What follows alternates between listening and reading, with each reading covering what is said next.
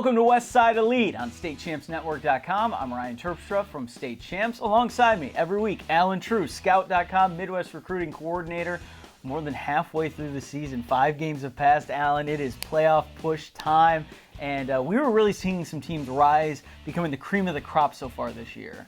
Yeah, we are. This is where winners are made. The weather's starting to turn, the leaves are falling, and the weather's not going to be as nice, so we're going to get a few muck bowls out there, but this is where playoff teams are made. And playoff projections are starting as well, so these games are going to be important coming up in terms of position. And one team positioning themselves well in their league and probably for the playoffs is Montague. I was at that game against Whitehall last week.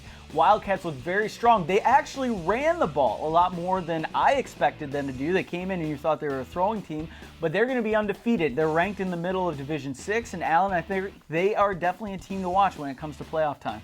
Yeah, we talked last week, and when we previewed him, we talked about Coach Collins and his offensive system and how many yards and points they rolled. They made a lot of defensive plays to win that game. You pull out a tight 1-point victory, that's going to help them deep in the playoffs when they face some of those pressure situations, close games at the end, and now they know they can lean on their defense as well as score all those points. One thing, too, about that win over Whitehall, Whitehall was actually 2 divisions above them last year in Division 4. They got knocked out by South Christian, so you are playing a playoff-level team a couple divisions above you.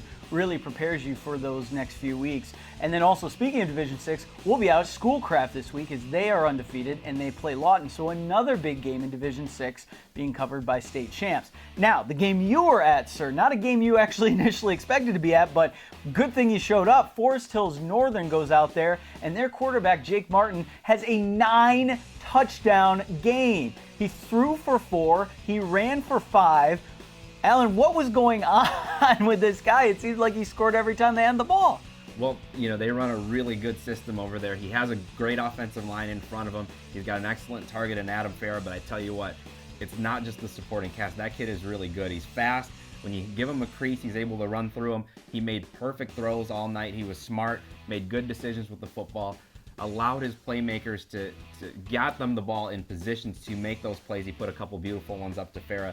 That kid is really good. I can certainly see why he's moving into that Mr. Football conversation. He's got them rolling. He's a big part of it and a part of their team and why they're 5-0 that doesn't get talked about a lot, but I think he's going to start getting some of that attention now. Absolutely, and because of a performance like that, we have to take notice. So our Mr. Football contest at StateChampsNetwork.com, make sure to place your votes.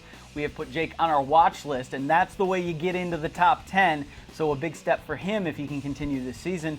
Big game coming up this week for Forest Hills Northern. Cedar Springs beat them twice last year, both in conference play and then again in the playoffs. Cedar comes in at 3-2. You know the Huskies are looking for revenge in that one. A shocker this week. Jenison upsets East Kentwood, and the talk is, Allen, how big was this upset? Jenison came into the game at 2-2, so a 500 team, but when you look at where East Kentwood has been and where they are this year, some of the teams they beat, and where Jenison's been, this one was just a total surprise. Absolutely. I've been racking my brain to try to come up with an upset that's been as big as that one over the last few years. I haven't been able to come up with one yet. That's a program-turning type win if you're a school like Jenison. As you've mentioned, they've had some struggles over the last few years. They come in a huge underdog. I saw East Kentwood earlier in the year knock off Farmington Hills Harrison, who has since then really done extremely well. So that win, in retrospect, looks even more impressive, and that heightens the win for Jenison over East Kentwood. I think that could be, as of today, Jenison would make the playoffs, and that type of win gives them a lot of confidence to be able to keep this going and keep that spot through the rest of the season. That type of win's worth a lot of playoff points, too, so let's hope that Jenison able to get a few things done in that OK White. Remember, they're leaving that conference and actually joining the OK Red again. They'll be playing East Kentwood a whole lot more often after that, but congrats to the Wildcats. Meanwhile, we'll have a camera at Hudsonville, East Kentwood, one of the turning points in the OK Red this season, probably for both teams.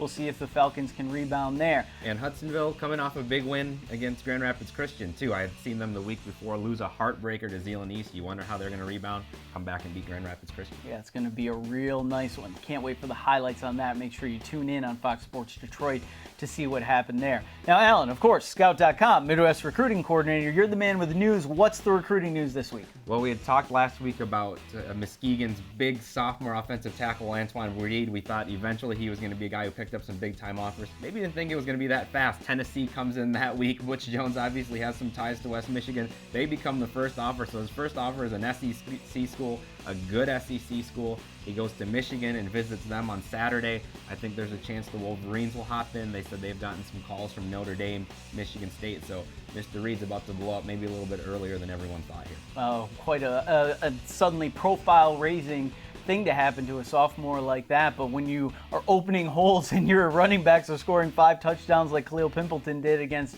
East Grand Rapids, you're going to get some attention for your blocking. And the kid's a physical specimen, as you've said. You can't teach that kind of size and athleticism, and so why not extend an early offer? You know, chances are you're going to eventually anyway. I heard he thought it was a joke when they called and offered him. Only a few games into his entire football career. Yeah, and that's the thing. He was a transfer, right, and hadn't really played at all. Now, of course, you walk through past that kid in the hall, you're like, are you on the football team? But, for him to catch on to the game that quickly, they definitely see something in him. Absolutely, and he's added 15 to 20 pounds since he decided to play football. He was 255, I think, when he decided to go out for the team. He's gotten in that weight room, so he's put in the work himself. Well, congratulations to him. All the best moving forward this season.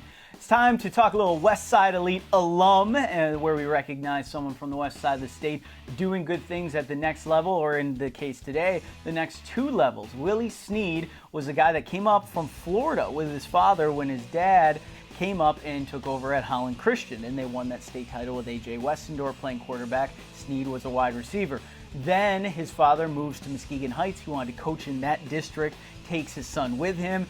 Sneed becomes a dynamic dual threat quarterback, goes to Ball State, has a very nice college career, and now making an impact in the NFL, Alan. Yeah, you know, he was earlier, cut off some practice squads, actually makes the 53 for the Saints and is out there having an impact. And it's interesting to see him do it at wide receiver because, like you said, you saw it his sophomore year at Holland Christian that this kid could be a really good wide receiver. I think playing quarterback at Muskegon Heights in some ways may have stunted his recruitment as a wide receiver because schools couldn't see him package those skills. I had seen him play quarterback at some camps even.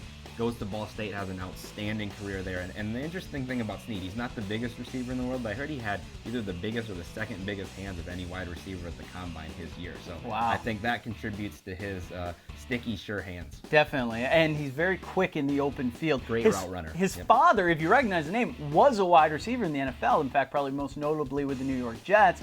So Sneed ends up scoring his first NFL touchdown just 2 weeks ago, so congratulations to him. Absolutely, and he had a big catch for them this week. I think late in the game he had a key conversion, so he's continuing to make plays for obviously a very good team that had some established receivers. That's it for this week of West Side Elite. Next week I'm looking forward to it because we'll be punching playoff tickets for the first time. Make sure you tune in for Allen Trieu of Scout.com. I'm Ryan Terpstra, and thanks for the download.